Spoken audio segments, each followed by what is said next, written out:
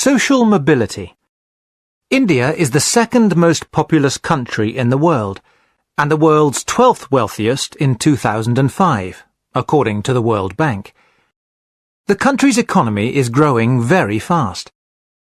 In the US and many EU countries, average GDP growth was around 3% last year, compared to 9% growth in India. The economy is heading for 10% growth this year, but not everyone in India is benefiting from this boom. While India has the most billionaires in Asia, many of the country's poor are actually getting poorer. There are over 1 billion people in India, and 25% live in abject poverty.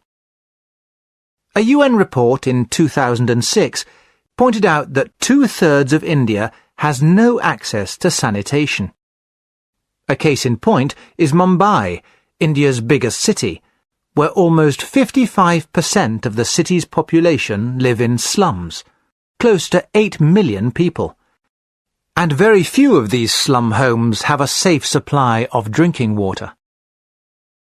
The Indian government wants to make the country slum-free by the year 2020, but it is a huge task, and there aren't enough resources to relocate so many slum dwellers, with more people arriving in India's cities from the countryside every day in search of a better life for themselves and their families.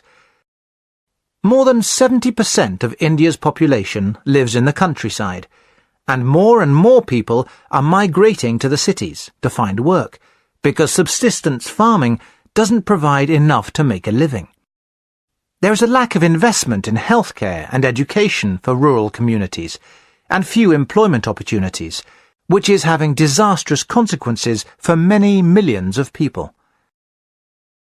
In October 2007, 25,000 landless workers, indigenous tribespeople and untouchables from the bottom of Indian society marched 320 kilometres to Delhi to highlight the growing poverty in which they live.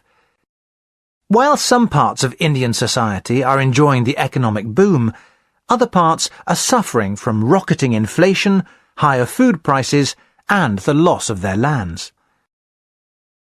Government projects to promote Chinese-style special economic zones have displaced hundreds of thousands from their land, many of whom were not compensated or cheated on the price. However, instead of focusing on the obvious poverty, the wealthy part of Indian society prefers to focus on newspaper headlines about record stock market highs, record mobile phone sales, and record car production figures. While incomes are going up and tens of thousands of new jobs are being created, the government of India cannot seem to generate essential investment in public services such as health, education, sanitation, public safety, and housing. Many observers now ask, will India be able to sustain its rapid growth despite the widening gap between rich and poor? Campaigners believe that the economic disparities and social divisions have never been greater in the history of the country.